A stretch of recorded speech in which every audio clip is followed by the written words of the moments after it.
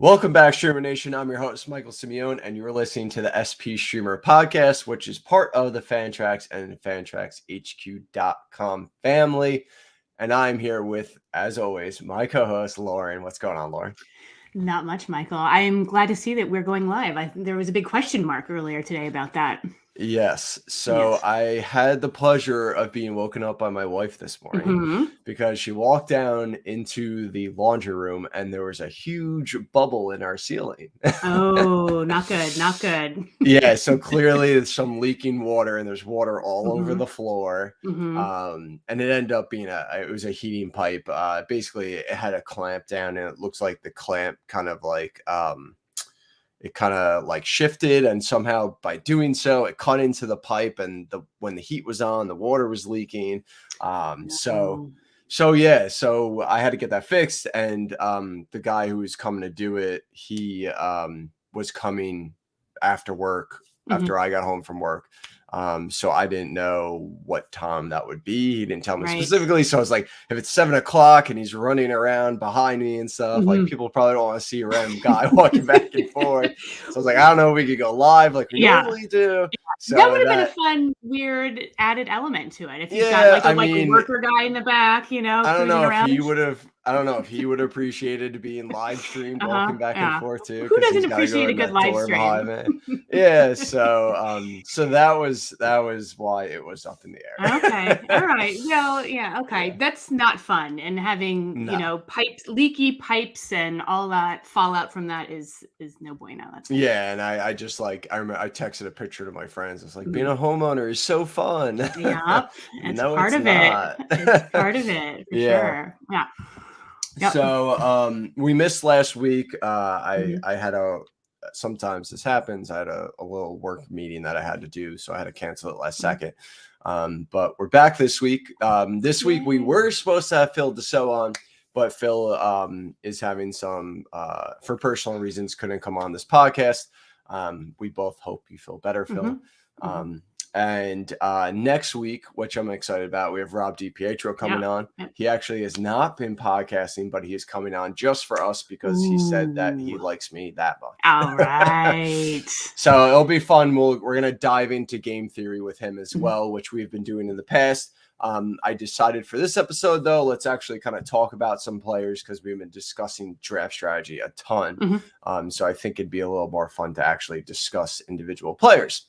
Yep. So with doing so, we are going to do a little bit of I wanted to call it a round table, but it's really just me and you. So that's really fine. We can do round table. Well, but we're going to discuss each position, players that we love. Can be early, can be late in drafts, just players that we really want to target or we have on a lot of our teams already. And we're going to kind of just discuss why and why maybe you should consider targeting them in your drafts as well. Yep. All right, so let's start with the catcher position. Before, I didn't really put this in the notes, but whatever, we're going to roll with it. Before we dive into our specific player or players, how are you going to approach this position personally in drafts, Lauren? Let's talk. First, let's say NFBC. Sorry, I am also battling a cold, so my voice might be going out. Let's say NFBC first. So 2 catcher leagues. How are you approaching catchers in those drafts? 2 catcher leagues, I'm pushing them up a little bit. I at least want to have a good catcher, right? And then if you can kind of fill out the second one with kind of a decent guy or kind of a back end guy who you like, that's what I'll do. I haven't really gone like two top-notch catchers at all. But I definitely want to try and grab one if I'm in a 2 catcher league, if possible. Yeah, I'm in the same boat. And then solo catcher league, do you kind of agree where you just kind of wait? I totally wait. I never prioritize catcher. Okay, and I'm good with there's always a handful of guys at the end that I'm always good with. And if they turn out not to be great, then if I have a waiver wire or fab, then I'll use that. Yeah.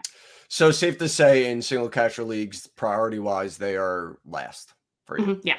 Okay, cool.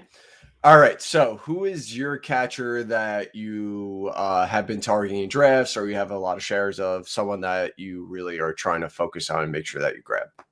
So I've been liking Kyber Ruiz a lot, and for those of you who don't remember, this was a top catching prospect who came over to Washington at the trade deadline with for the Scherzer and Trey Turner deal. So he's this elite catcher. He's got really great plate discipline and contact skills. He saw a little bit of action. He was basically kind of used as Washington's everyday catcher about the last month or so of this season. And he played, pretty well. The main thing with him is his average. He finished with a stat line of, 3 homers, 3, 10, 15, 0, stolen bases, a 273 average in 96 plate appearances. But he was with Washington for about 89 plate appearances. And the thing that I actually really like about him, I think that he's a good target if you're not going to go for one of the, kind of the top guys, maybe the top 5 or 6 guys. I like him because I think that he's going to be getting playing time out of the gate. Like I said, he's got these great contact skills, and these are skills that, even though the sample size is small in the professional league, these are he's had really good contact numbers, in the minors. He never had a strikeout rate higher than 14.4%. He always had below double-digit swinging strike rates.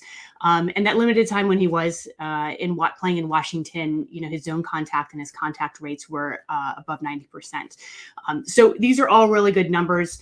Yes, I think that there is an issue. Like, we don't exactly know how he'll last for the full season, but I think this is Washington's catcher. They gave up a lot for him. And it's like those contact skills that I really like, that we've seen a very small sample of, but he's played really well so far. So I think he's projected for about 15, 20 home runs and a 260, 270 batting average. And I will take that kind of all day at the catcher position. Okay. Yeah. That was going to be my next question. How do you feel about his projections? So you think they're pretty much on par with what you could expect? I don't know so much about like the power per se, but I do kind of believe in that in that contact. And I think that when I do look at catchers, I'm always looking for the batting average and the home runs, but especially the batting average if you go really late, because you just want some of those guys that won't tank you too hard in that category. Yeah, so last season he had a 9.4% strikeout rate in 96 plate appearances. League average is 23.2%. So like you said, really good contact there. Let's see how much you like him. I'm looking at NFBC ADP since the last month.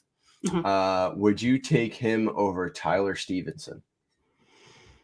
I would. Yeah. Is Stevenson going after him?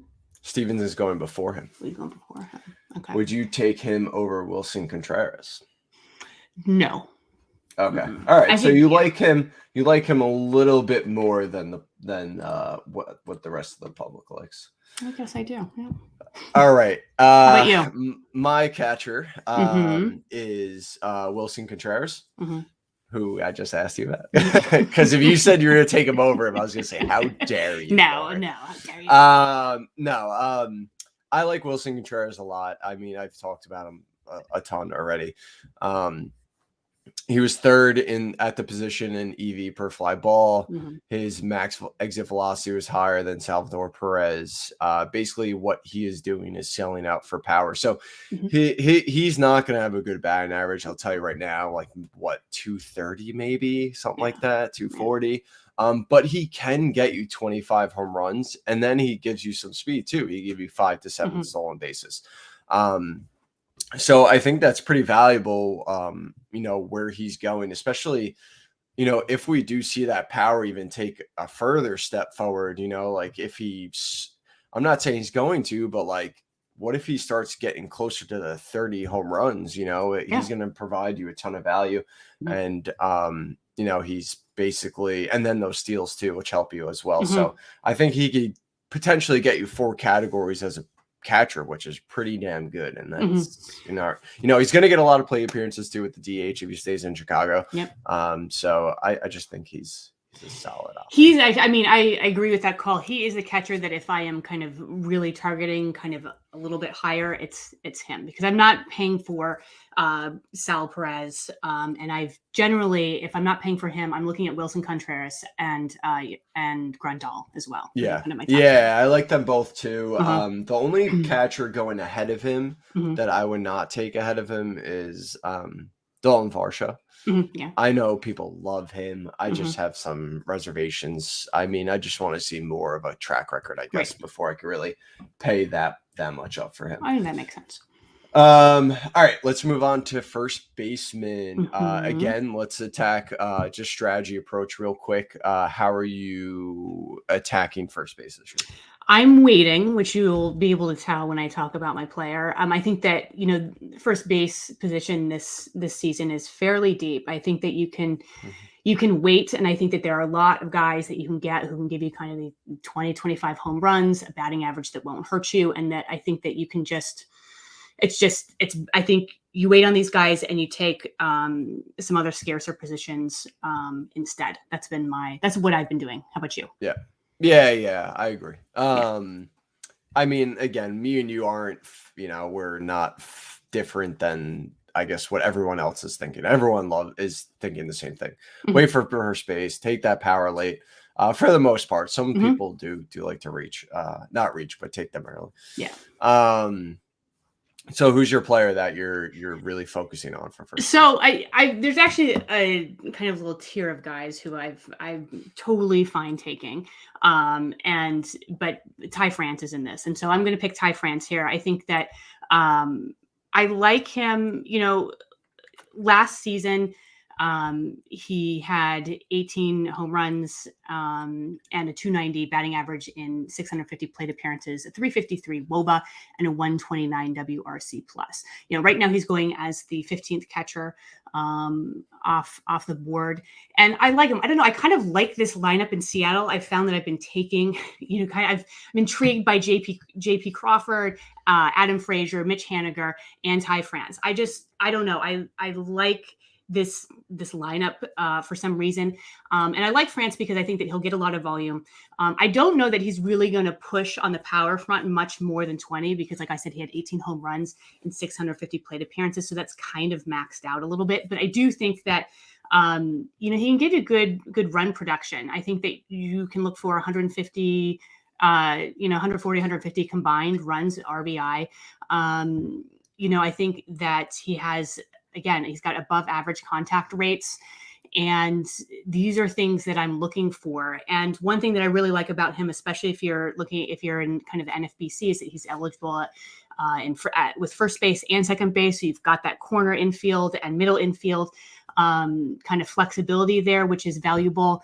Right now he and Joey Votto are going kind of back to back, and I would happily take either of these two players. So I'm fine waiting. He's not going to give you any steals, but you also don't get a ton of steals at the position anyway. So I don't know. I like Ty France. Yeah, his second half was interesting. 300 plate appearances. He had a 147 WRC plus, a 379 WOBA. And an 873 OPS. So he definitely had that really good second half that some people, believe that there could be another level to him, So yeah, I agree with you. He's intriguing. You said you like Votto, who's ahead of him. Would you take him over Hoskins? Yeah, I would. Just because I don't know about the health with Hoskins, Yeah, because that was an abdominal injury, right? Yeah. What about Josh Bell? No, see, that's the tier. Actually, I would take these guys where it's kind of Bell, CJ Cron. Yep. Those are the guys. Like that's like if I'm kind of waiting a little bit. These are the guys I like, and Ty France is just behind that. But I'm totally taking all of these guys. But I am taking them first. Yeah, I mean, again, me and you have talked about this in the past in other podcasts. We really love this grouping of Crone, Bell, Votto, and France. If you want to take a shot on Hoskins, you can.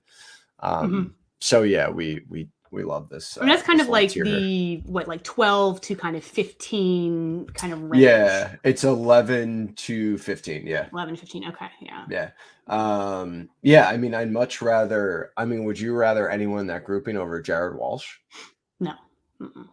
Oh, wait, no, I would have them all over Jared Walsh. Yeah, same here. Mm-hmm. I'm kind of surprised where Walsh is going a little bit. Mm-hmm. To be honest with you, I don't know if this is a hot take or not. I'd rather have all of them over DJ LeMahieu. I could totally see that. So, and he's going eighth, the eighth.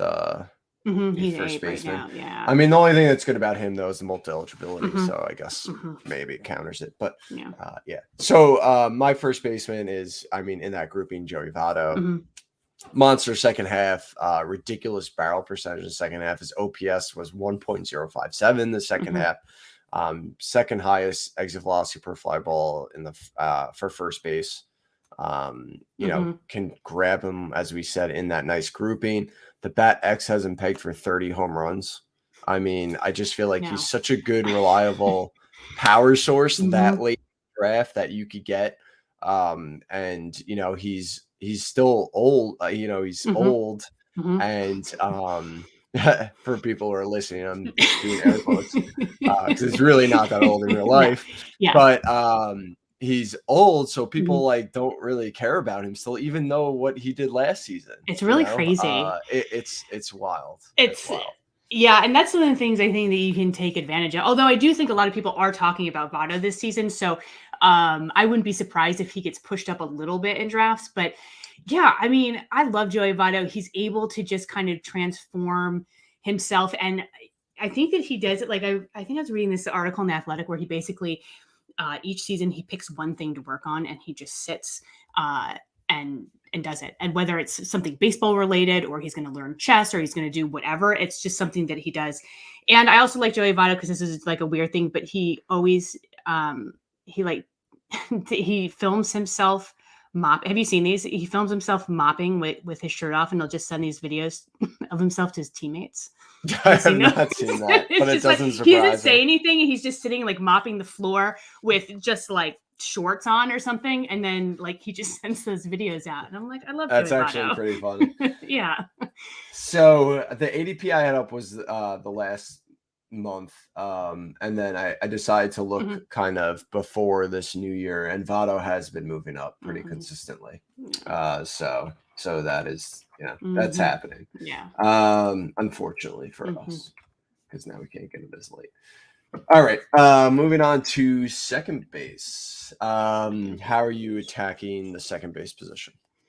Second, I don't necessarily have a really big strategy with second base. It's kind of clumped in a little bit with shortstop to me, where I think that there's a lot of guys at different kind of points in the draft where I am happy to take them. So I think it's a position where I think depending on my roster construction, that will kind of dictate to a certain extent who I'm interested in. Yeah, I like to attack the middle infield early. I tend to.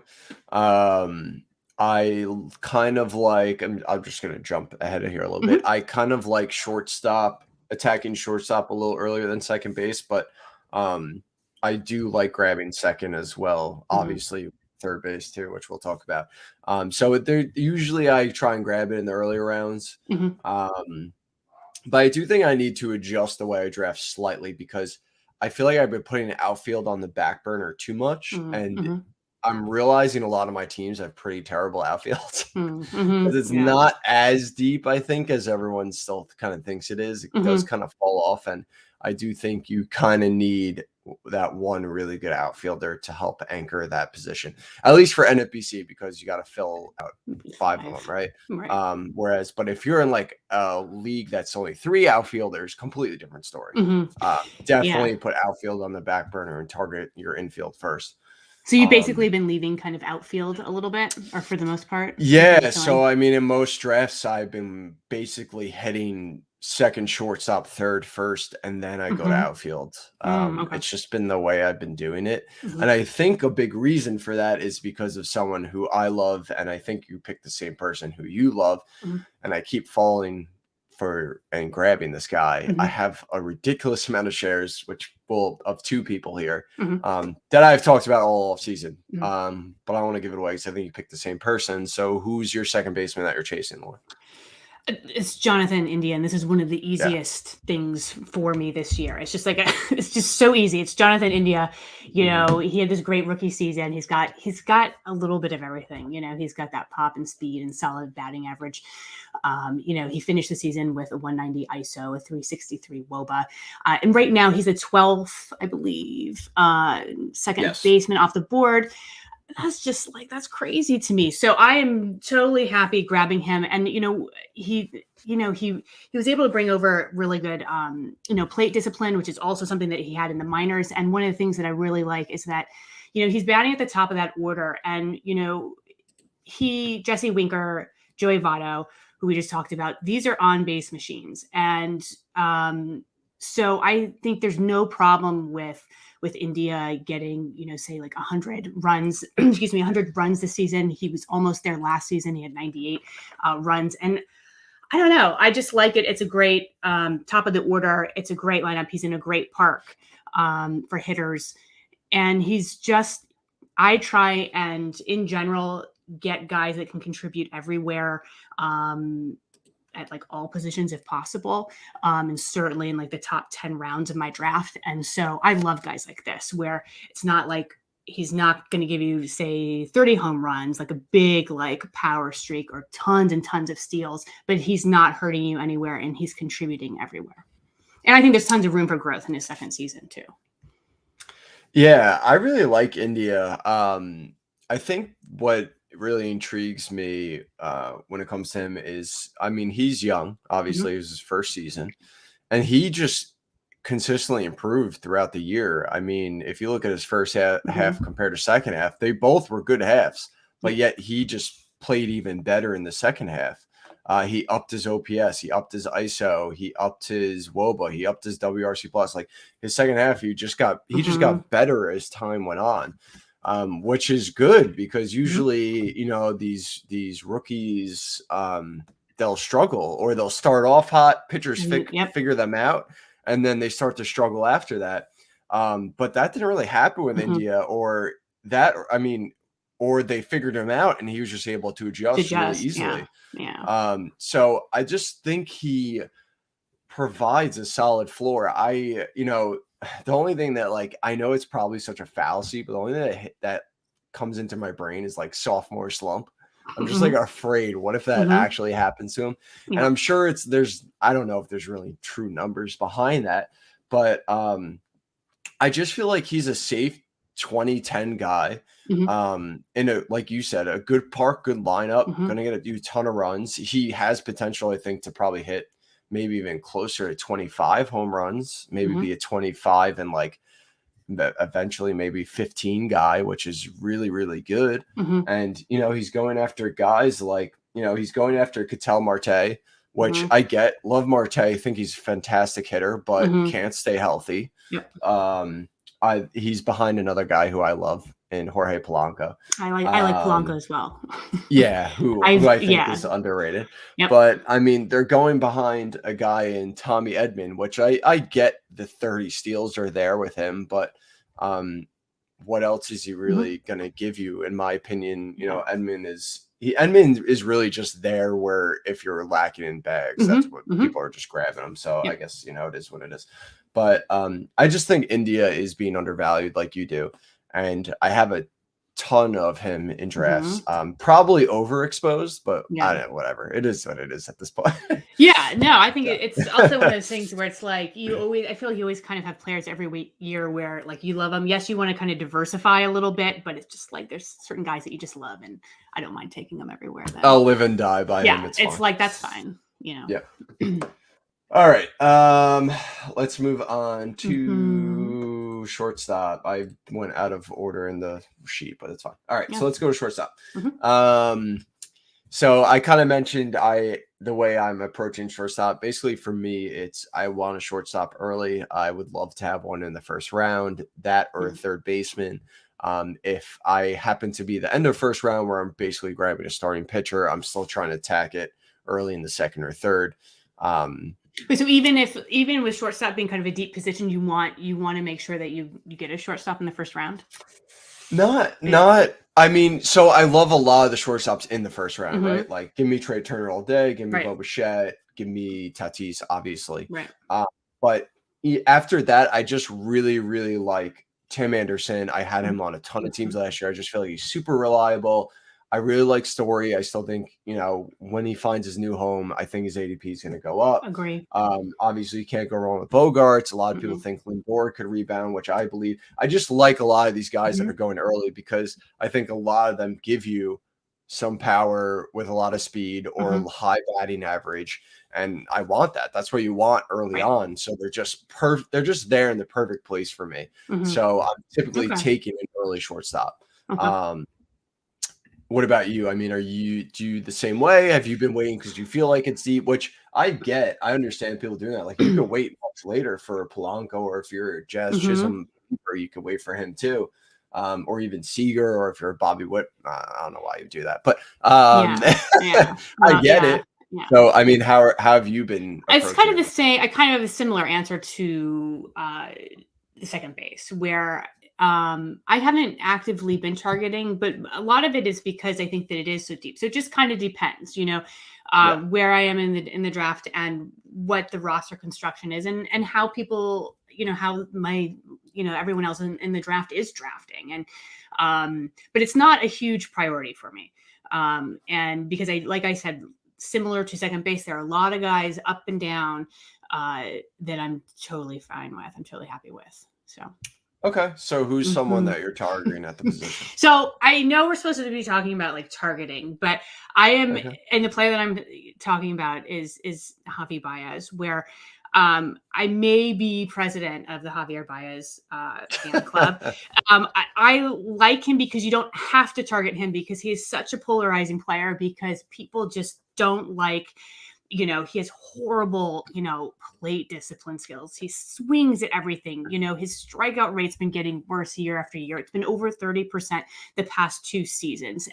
But still, he is still able to produce across the board. And despite all of this swing and miss, he still has a career 264 batting average, 212 ISO. He still figures out ways to get it done. I can't explain it, but that's what it is. And he's someone, I just think of him as kind of like a 30-15, maybe 250, 260 batting average at this point. But like, I will take that. And he's always there because I think people are scared that he is going to drop off. And I will continue to take him. He's probably honestly been, in the past couple years, a player that I have the most shares of, because he's just always hanging out there. And so he always gets to the point where I just take him, and I'm totally fine with it. I do think that this season, though, going into Detroit, that is a terrible hitter's park. So you may not, I wouldn't be surprised if you see kind of more of a high 20s power from him. Yeah. So I don't exactly know how that's going to play. So that is an issue, but outside of that, like, I just don't have any problems with Javier Baez. So I don't know. Yeah, he's tough for me.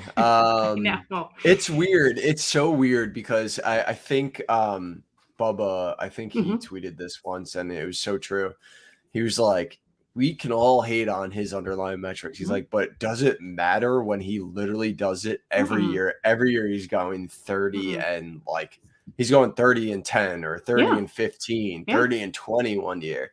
Like, it's just, you can't deny it. Like, there are exceptions to the rules, and yeah, I don't know. Every time I come up to Javi Baez, I'm just like no one takes him. I know. I love it though. It's so great. Like, because I'm still confident in that production, even though it's very ugly how he gets there. And if he continues, Lauren, you'll profit big time from where he's being taken. So let's see. So would you go Baez over Wander Franco? I would. Listen, I had this really unhealthy love of Javier Baez. So I will probably say yes to a lot. Yeah. And who else here? I mean, that's okay. Then how about Francisco Lindor? Yes. Okay. Xander Bogaerts? Maybe not Xander. No, not Xander. Okay. So that's where your limit is. Okay. So you definitely like him more than everybody else. I'm telling you, fan club president. That's fine. There's nothing wrong with that. So I went complete opposite of you, and I chose a boring old veteran. Let's hear it.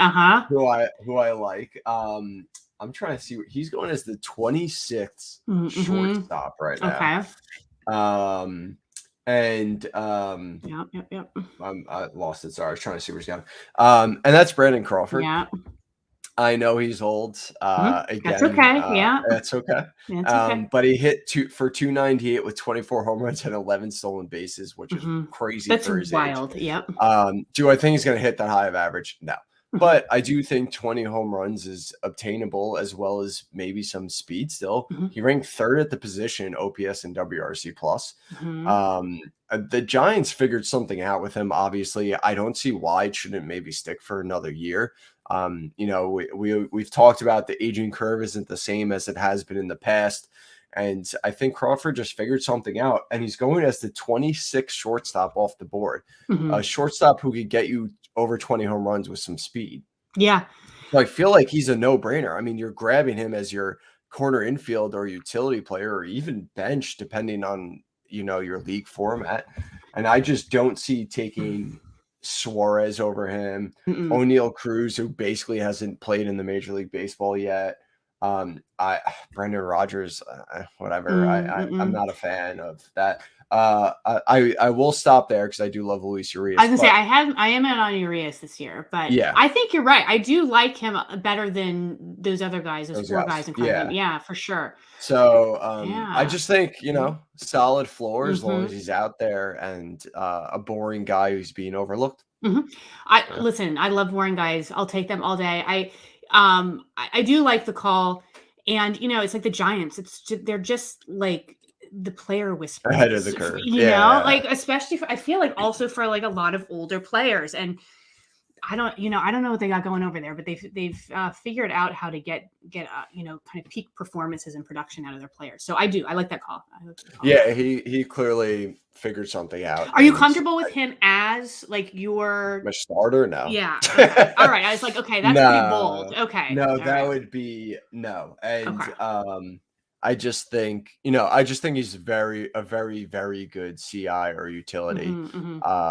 No, there's got to be someone else there, just because it's not like he's been the healthiest forever. Right. So if he is, though, I mean, if you want to like double tap there real quick, him and if you want to double tap Ruiz and him, I'd be all for that. That's fine.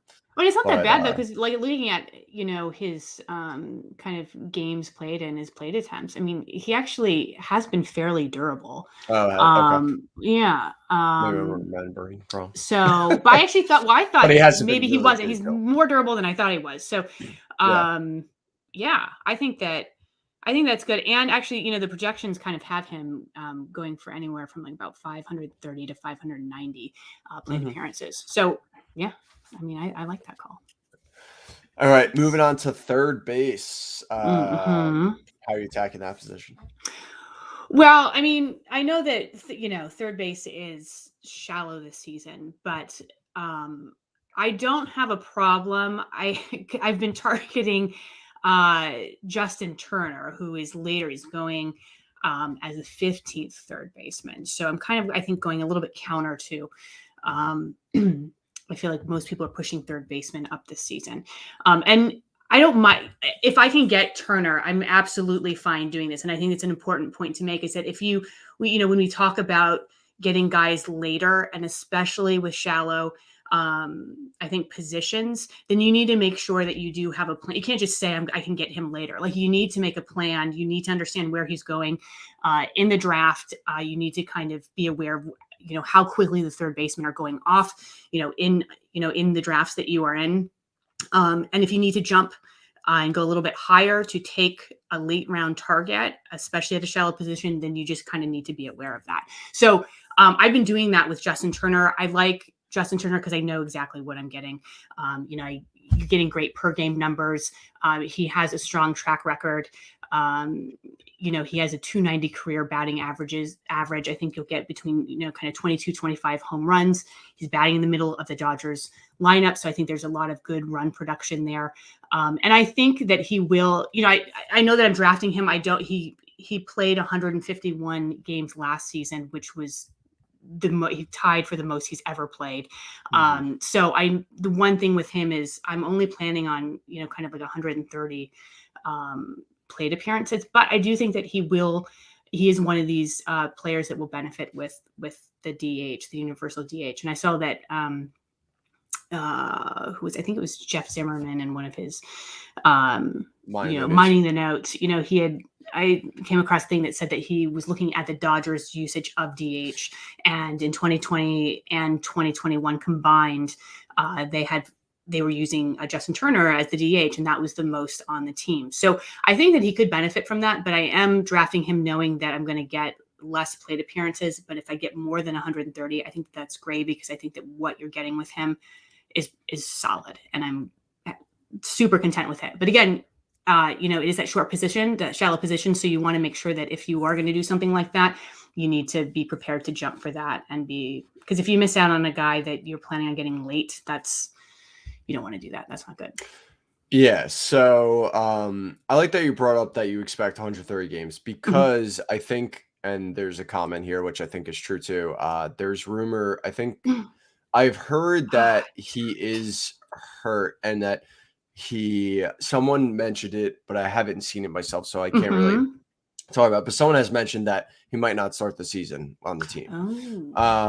But like you said, you're figuring 130 games. You're not figuring 151 like he played. No. So figure, sure, he doesn't start the season. I like the call, but like you said, which I like, is that you got to plan for him though. So you definitely need a solid backup there, or maybe a double tap there or something to, maybe someone with a higher floor. Like I feel like maybe if you grab like an Escobar or Candelario, where like you could just plug him in until he's on the field, which wouldn't be a bad call. But you're right. As long as he's playing, Turner's great. I mean, he hit 27 home runs last year. He hit 278. He basically gave you every category except for speed, which at least he gave you 3 stolen bases. Generally chips him like 2. Yeah. Yeah. At least he's not a complete zero. Yeah. And then in 2019, he had 27 home runs as well, hit you with every category, hit 290. So he's just really good, but no one really talks about him. And it's not like he's really fragile either. I mean, 2019, he had 550 plate appearances, 2018, 420, 2017, 500 again, 2016, 600. So it's not like he's not out there. Right. So, yeah, I mean, I think he's kind of like what I picked, with my last pick. He's like that boring kind of old guy that you could kind of rely on if you need to. So, yeah. I like that call. I stayed with boring old guys who's also injury prone with Josh Donaldson. Oh, yes. I've talked but he's about one of my favorite plenty. Injury prone guys, though. And I know, I've talked about him plenty. I'm hoping they just let him DH. And we see, a decent amount of playing time from him. Again, he's going to be your CI or your utility. So it's not like you're relying on him to be your starting third baseman. Right. But again, last season, he was top 5 in his position in ISO, WRC plus, barrel percentage, exit velocity per fly ball, on max EV, like everything possible. Like he can flat out hit still. I know. It's just, he's got to be at the plate. So I think the ADP calls for it. I think he's a no-brainer. He's going, let's see, right now he's going as the 18th third baseman off the board. He was going later when I was first drafting him. He was going even later, but I would take him over Escobar. I'd take him over Chapman. I would take him maybe over Justin Turner. That's okay. That's okay. I would take him over McMahon. I mean, I would take him over a lot of guys ahead of him. And, I would too. And it's that thing. It's like you're not paying a ton for him, and what you're going to get if he's in game, like if he's playing, it's just super solid. And it's just, I love Josh Donaldson. And I think that can be a really big boon if he's in and he, if he's playing, that's gold, to get at that price point. So, and then it's something to think about too. It's, guys that, we're talking about who don't, I understand a discount for injury. There is a history there, but also understand that if they're in, or if you build for that, then it can work out, and as long if he's playing and if you've got someone else who's, who can fill in if he's not playing, then great. I mean, that's what you have to do. You just have to build for that stuff. Yeah. Yeah. Like I said, if he's your CI, like first base is pretty deep. You could find a really good high floor CI that's typically healthy and behind him and just plug him when Donaldson is hurt. And I think the problem with that is a lot of people are so hurt by him from the past. And that's such a huge mistake because you need to, Phil Deso credits all of his success to being new to baseball because he has no, preconceived notions of players. Like, forget about last year. Last year. Yeah. Just, you can assess his injury risk, but if he completely screwed you in the past, that doesn't mean that's going to happen this year either. Right. Like, you gotta, I can't really talk because I refuse to take Andrew Heaney ever, but, same. But, it's like that. Like, I really honestly should forget about that and think about, okay, here's Andrew Heaney's profile.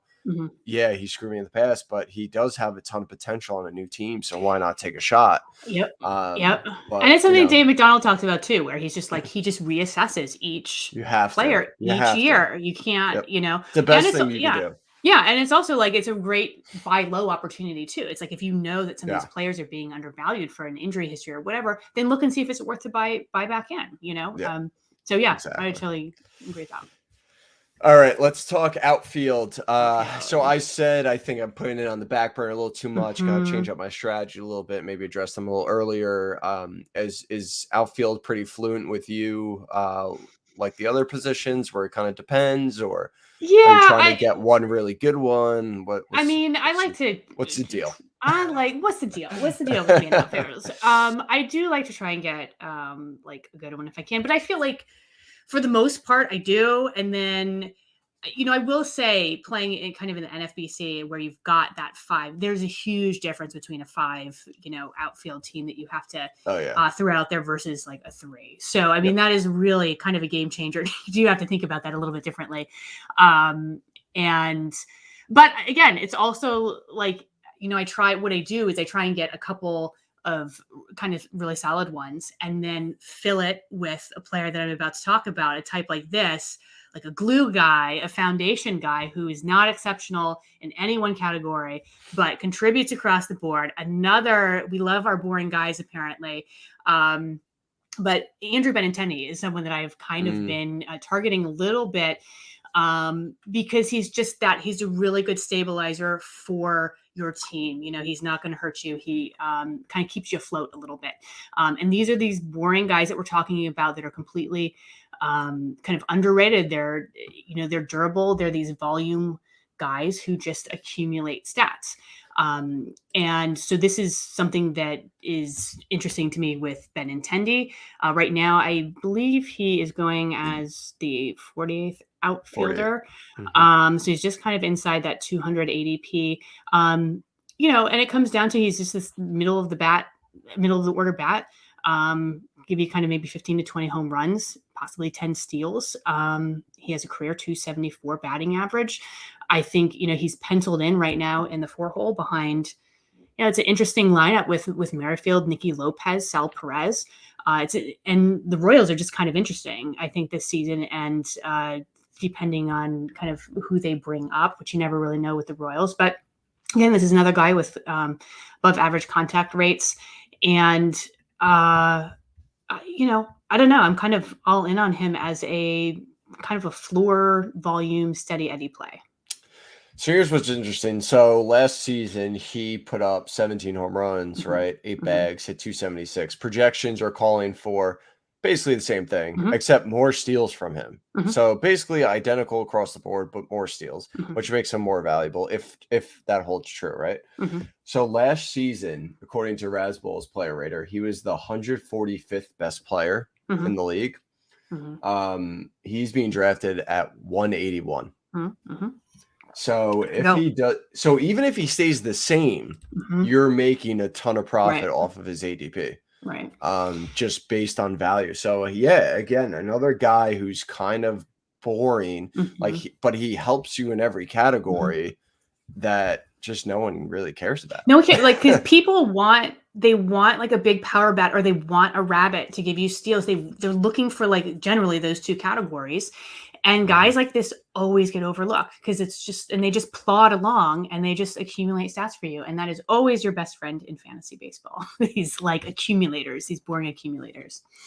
Yes. So yeah, and again, like this is something that he's an outfielder. He's a player that I would take after I have a couple of kind of more of the bigger guys. And this is just, I always love getting one or two of these guys, in my lineups, because like I said, I think they're good stabilizers and they're not going to hurt you anywhere. Yep. So my pick is someone also who's boring. I just like, I'm sticking to this, man. Bring it. Avicil Garcia. Yep. So he moves to the Marlins, not as good as ballpark, but gonna get a ton of plate appearances. Basically, there's no competition there. And I feel like another player that no one really cares or thinks about, gonna get you 20 home runs, gonna get you 8 to 10 stolen bases, and he's gonna hit 260. Last year, he hit 29 home runs with 8 bags and hit 262. Projections are calling for a regression in power, which I can see. Right. But maybe a little more speed there. So basically, again, like Benintendi, pretty identical to what he did last year. So I, again, looked on Razzball's player rater just out of curiosity here. Avicil Garcia last year was the 81st ranked player. Okay. So he was essentially top 80 right now. He's being drafted in the 163 range. So, yeah, I mean, he just makes so much sense to me. I mean, he's going behind outfielders like Baddoo, who I think potentially could see playing time issues. I know some people disagree with that, but I think it's possible.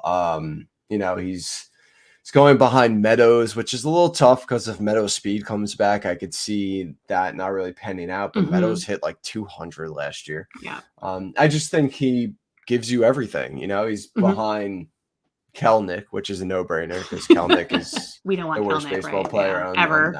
I'm just kidding. So I think he brings a ton of value. Avicil Garcia, I like him a lot. And I really just like where he ended up going because he's going to get a ton of playing time. There's no question about it. Maybe can we see a dip in RBIs? Sure. But we'll kind of see what happens there. We'll see if they sign anyone and what they do with that offense. Yeah, and it's interesting. I mean, I like the call. I think it's interesting because I do think that once he signed, a lot of, I think what I was saying was, well, he's, if you can sell him now, sort of thing. And so maybe he's actually going down. I think that maybe people are concerned that he's going to lose some power. But still, again, we're talking about, probably low, 20, 25, he could push. I think he's probably like a 25 homer guy in the new park, but it's just like, yeah, he's going to give you some power. He's going to give you steals. It's that across the board production. So I like it. Yeah. Yep. Definitely. So Avicil Garcia. Okay. Starting pitching. We've talked about this in past podcasts. I mean, we always like to get our ace. Me and Lauren basically do the same thing there. And then we kind of just sprinkle them in here and there, All right. So who is a starting pitcher that you are liking a lot this year? Targeting. I'm going in on Patrick Sandoval. And I know that this is, we talked about him a little bit, I think last week when we were on the Tool Shed podcast with Eric and Chris. I'm kind of, I'm digging him. I like him. I think that he is he's interesting because I think that he's a pitcher. He pitched only 87 innings last season. So it's kind of the most that he's pitched. And he kind of walked away with a 25.9% K rate, 16% strikeout minus walk rate. He had a 3.62 ERA, 4.03 WHIP, and a 122 WHIP, 4.03 SIERA. Sorry.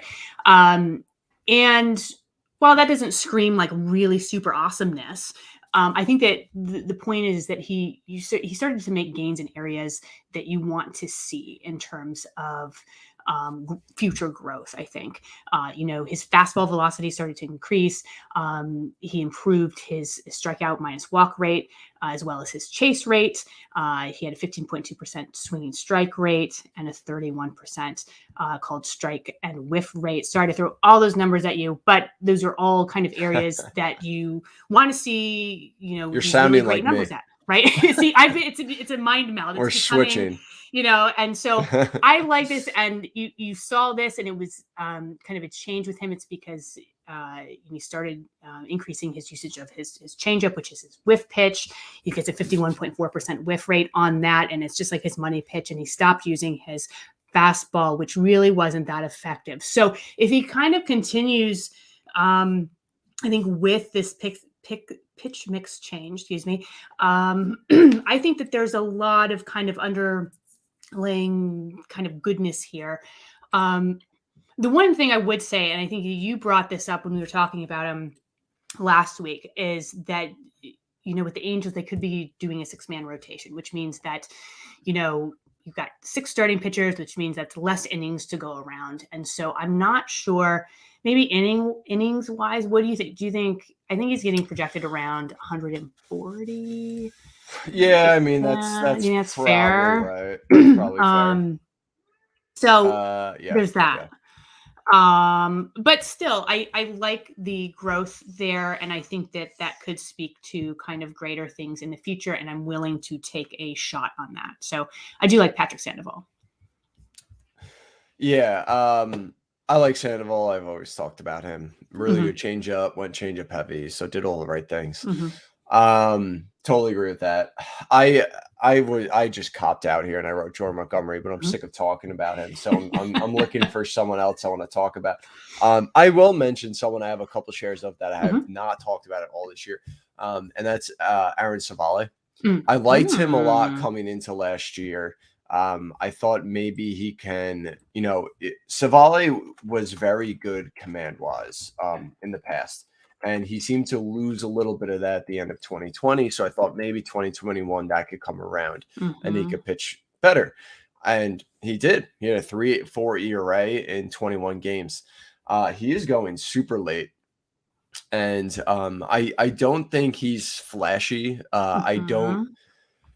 He's so weird to me because he had that really good stretch in 2020 where he had a ton of strikeouts and it looked like he was really, turning the corner and, possibly being that breakout pitcher. And then it just kind of dissipated in the second half of 2020. The K rate didn't really carry over to 2021 either, which I thought maybe would happen, maybe would show up again. So he's a little bit weird of a pitcher for me. I'm not sure what we're going to quite get out of him, but I think we could get at least decent ratios from him. And he's just going so late, and he has where I think he's just useful because he has a spot in that rotation. They like to let their guys go long, deep into games. So maybe we could see 160, 178 innings from him. And that will make him, somewhat reliable. So Aaron Savale for you. Yeah, he is. Yeah, he's going for some reason. Now, did you, maybe this wasn't you. But in terms of, I think he's got the low strikeout rate, so I think people shy away from that in general. But you can get a lot out of kind of these finesse pitchers, right? It's just a matter of that control, right? That control and command, and if that kind of holds, then it's okay, right? Yeah. Yeah, exactly. So we'll see what happens with him, but he's someone that I think is a little interesting. That especially if you need innings, I feel like he's a good guy to get. That's true. All right, let's talk RP. So you and I both did a Battle of the Pods, which is draft and hold, which means there's no fab, and we both grabbed relievers early. We have talked in past podcasts about relievers. We both like to grab one early just because of the way things are right now with the lockout, and we don't know who's doing what, blah, blah, blah. We both agree that if it's not a draft and hold, that we would take a little bit of a different approach. So I don't really want to talk about that too much. But who is an RP that I guess you like, or is a must have, or? Well, I was going to say that is kind of, picking. It's like, I think to me, when I saw like your answers, which I think is the correct answer, and it's just easier to say this, is you just want to pay up for one of these top closers instead of kind of like breaking them down and me being like, oh, well, I do like Class A. I mean, I think that, you know, you don't necessarily have to go kind of Hader and Hendricks, right? And I'm totally fine going in kind of that neighborhood behind it.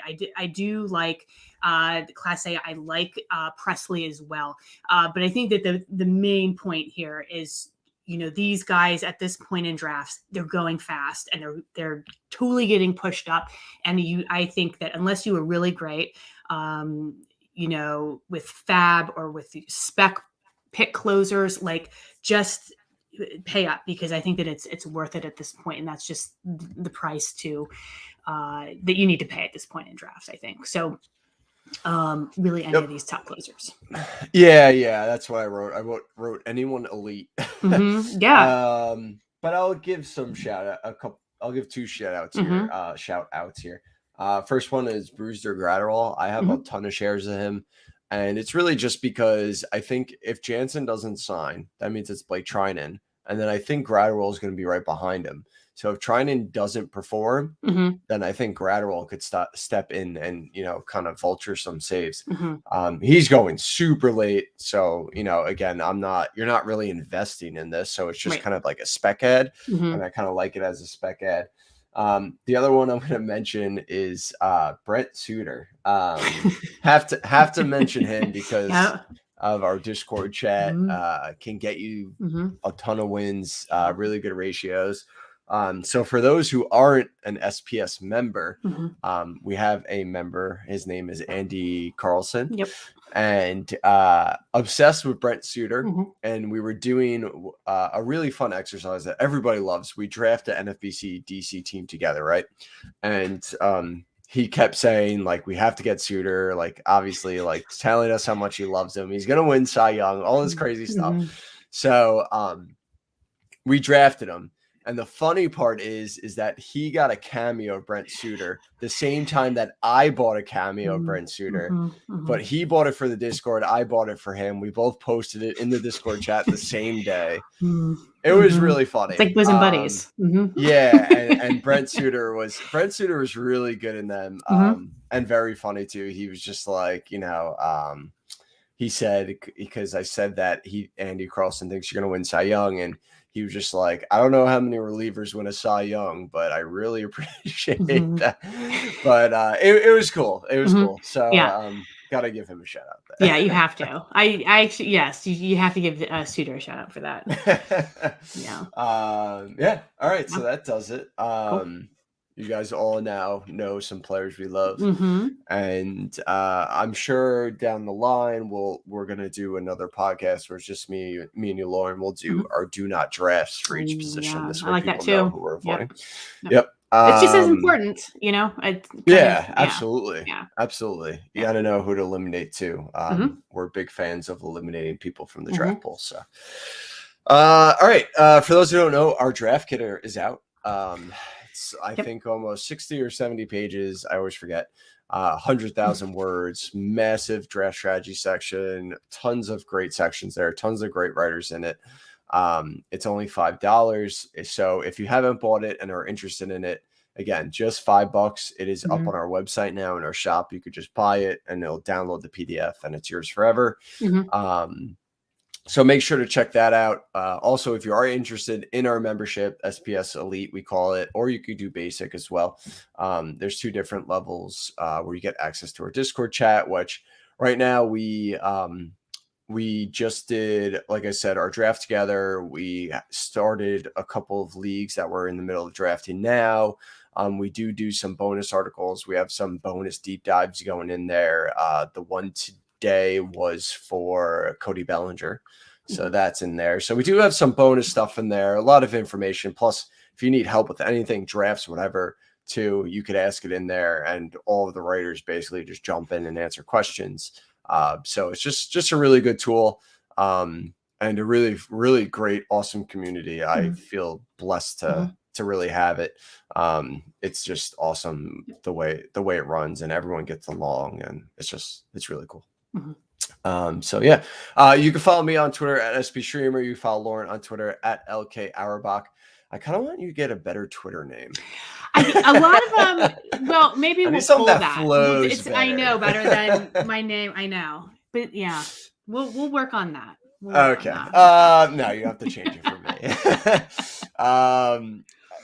We also are it's basically set in stone at this point, but I don't want to give anything away before it happens officially.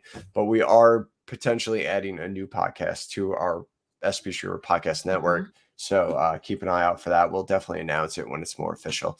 But it's basically happening. Mm-hmm. So that's exciting. So you guys will be hearing more stuff from SP Streamer weekly, which is cool. Yep. All right, so that does it. Thanks again, guys, for listening. We will be back next week, like I said, with guest Rob DiPietro, so that's going to be pretty exciting. And we will announce on Twitter when that will be live streaming. I'm pretty sure it's Wednesday as well, but keep a lookout for that. Make sure you rate and review us, and we will talk to you all soon.